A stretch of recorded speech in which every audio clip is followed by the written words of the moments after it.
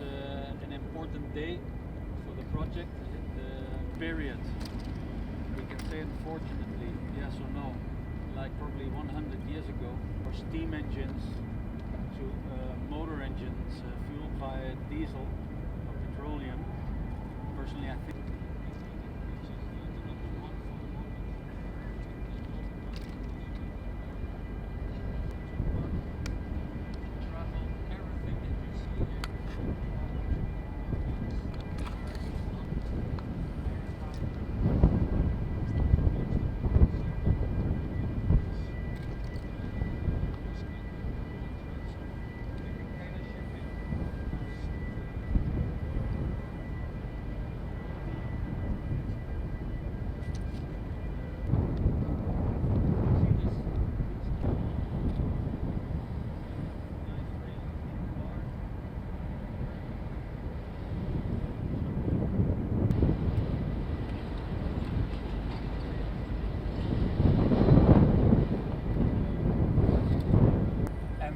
that's mainly the shipping part of it, and then we have the terminal.